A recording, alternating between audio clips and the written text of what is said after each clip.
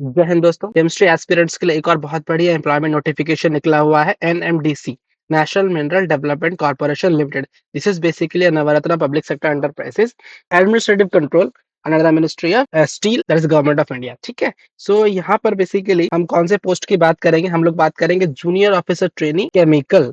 हम इस पोस्ट की बात करेंगे।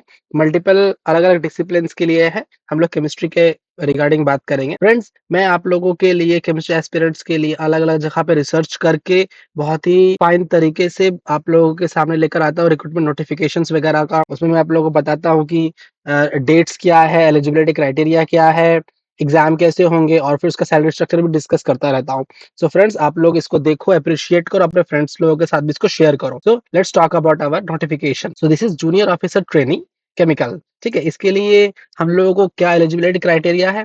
सो जो केमिकल पोर्शन के लिए है, सबसे बढ़िया बात यह है कि एमएससी केमिस्ट्री वाले लोग अप्लाई कर सकते हैं। ऑफ कोर्स केमिकल इंजीनियरिंग वाले भी अप्लाई करेंगे, लेकिन एमएससी केमिस्ट्री वाले भी अप्लाई कर सकते हैं। और दूसरी इंपॉर्टेंट चीज है वो है there will be no prerequisite of experience. कोई एक्सपीरियंस की जरूरत आपको नहीं है। Now next is eligibility criteria में सबसे पहले एज क्या लिमिट होना चाहिए। सो 32 ईयर्स ऑफ एज होना चाहिए आपका। मैक्सिमम एज 32 ईयर्स है।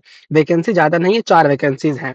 अच्छा, इन्होंने अपने नोटिफिकेशन में प्रॉपर तरीके से बता दिया है कि जेओ ट्रेनिंग के लिए सबसे पहले आप लोगों को स्टाइपेंड मिलेगा, क्योंकि आपको ट्रेनिंग की पोस्ट पे लिया जाएगा। 12 मंथ्स का ट्रेनिंग पीरियड रहेगा, उसमें आप लोगों को सैलरी मिलेगा। दर सैलरी तो नहीं बोल सकते, हम स्टाइपेंड बोलेंगे। 37,000 का stipend after the completion of your probation, that is training period. आपको पे स्केल 37,000 से लेकर 1,30,000 के पे स्केल का आपको पोस्ट किया जाएगा। इसका क्या एक साल के बाद कितनी सैलरी मिलेगी, क्या क्या अलाउंसेस रहेंगे, मैं भी आप लोगों को एक छोटा सा वीडियो बना के डिस्कस करूंगा, जैसे कि मैंने नेशनल फर्टिलाइजर लिमिटेड के लिए बनाया हुआ है डेट्स के बारे में। सो ये ऑलरेडी 21 ऑफ अक्टूबर से फॉर्म फिलअप शुरू हो गए हैं। लास्ट डेट है 10th ऑफ नवंबर की। सो 10th ऑफ नवंबर से पहले आप लोग सब अप्लाई कर लीजिए। इसे अप्लाई करना है, चलो उसके बारे में जरा थोड़ा देख लेते हैं।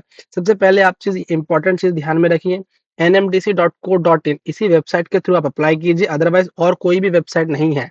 सो किसी भी तरीके के ट्रैप में ना फंसे। अच्छा, एप्लीकेशन करने से पहले आप लोग को पता होना चाहिए कि 250 रुपीज लगेगा एप्लीकेशन फी। SC ST और एक सर्विसमैन के लिए फ्री है। मोड ऑफ सिलेक्शन क्या होगा? ठीक है, दो तरीके के इसका दो फेज में होने वाला है। सबसे पहले online test, computer based test 100 marks का होगा। दूसरा होगा सुपरवाइजरी स्किल टेस्ट, मतलब अगर आपने कंप्यूटर बेस्ड टेस्ट क्वालिफाई कर लिया तो फिर सुपरवाइजर स्किल टेस्ट में आपको बुलाया जाएगा। Supervisor skill test basically qualifying nature होगा, इसमें मेरिट में ये नहीं आएगा। ठीक है, ऑनलाइन टेस्ट ही मेरिट कैलकुलेशन के ऑनलाइन टेस्ट ही होगा। ओके, ये पूरा का पूरा एमसीक्यू बेस्ड टेस्ट होने वाला है। ये सीबीटी के लिए उन्होंने एक कट ऑफ मार्क्स रख दिया है। 100 मार्क्स का एग्जाम होगा। तो सीबीटी के बाद सुपरवाइजर स्किल टेस्ट में जाने के लिए अगर आप अनरिजर्व कैटेगरी से तो 50%, 50 मार्क्स आपको होने चाहिए 100 में से। और SC ST वाले को 45 मार्क्स होना चाहिए। अगर इतना मार्क्स अगर आपको आता है then only you will be asked for supervisory test. Supervisory test के लिए उन्होंने बोला क्वालिफाइंग है ये। तो क्वालिफाइंग मार्क्स किस तरीके से रखा हुआ है कि जो कैंडिडेट सीबीटी क्वालिफाई करके आएगा, सीबीटी क्वालिफिकेशन के लिए मिनिमम इतने मार्क्स होने चाहिए जो मैंने डिस्कस किया। के बाद वो सुपरवाइजर स्किल टेस्ट के लिए आएगा। सुपरवाइजर स्किल टेस्ट में ईडब्ल्यूसी को 40%, ओबीसी को 37 और SC ST को 30%, 1:3 का रेशियो में सुपरवाइजरी के लिए बुलाया जाएगा। ओके, सो जो कैंडिडेट सीबीटी पास करेंगे सुपरवाइजरी में जाएंगे। सुपरवाइजरी स्किल टेस्ट होने के टाइम पे ही अलग अलग डॉक्यूमेंट वेरिफिकेशन, सारे सारे सर्टिफिकेट्स वगैरह वगैरह वहां पे चेक किया जाएगा आपका। पोस्टिंग कहाँ होगी? जैसे कि ऑलरेडी बोल दिया है, एनएमडीसी आपको जूनियर ऑफिसर ट्रेनिंग की पोस्ट 1 साल का ट्रेनिंग होने के बाद आपको माइंस में पोस्ट कर सकता है, यूनिट्स में किसी भी जगह पे पोस्ट कर सकता है। ये आपको अगर आप ऑनलाइन टेस्ट सीबीटी टेस्ट के लिए आ रहे हो या सुपरवाइजर टेस्ट के लिए आ रहे हो, सो आपको ट्रैवलिंग अलाउंस मिलेगा। अच्छा, इसे मैं आपको बता देता हूँ, सीबीटी टेस्ट के लिए ट्रैवलिंग अलाउंस मिलेगा टू एंड फ्रो का सिर्फ SC ST PW और एक्स सर्विसमैन को। और जनरल कैटेगरी या फिर ईडब्ल्यूएस वालों को मिलेगा स्किल टेस्ट के लिए। मतलब अगर आप जनरल कैटेगरी के हो तो सीबीटी टेस्ट के लिए आपको नहीं मिलेगा। सीबीटी आपने क्वालिफाई किया तो आपको सुपरवाइजर स्किल टेस्ट के लिए बुलाएगा। जनरल कैटेगरी वालों को तो उसके लिए आपको टू एंड फ्रो का AC 2 टियर का टिकट मिल जाएगा, जो कि जब सुपरवाइजर स्किल टेस्ट के टाइम पे पैसा रियम्बर्स कर दिया जाएगा। पब्लिक सेक्टर एंटरप्राइज में काम करने का या फॉर्म फिलअप करने का सबसे बढ़िया फायदा यही है कि वो सारा का सारा रियम्बर्समेंट आपको मिल जाता है। जब आप सुपरवाइजर स्किल टेस्ट के लिए जा रहे हो या सीबीटी के लिए जा रहे हो तो ट्रैवल अलाउंस क्लेम करने के लिए एनएमडीसी की वेबसाइट में ही एनेक्सर 2 में और एनेक्सर 3 आप लोग को वहां पे मिल जाएंगे। चलिए, तो ये तो हम समझ गए। अब लेट्स डिस्कस आपको फॉर्म अप्लाई कैसे करना है।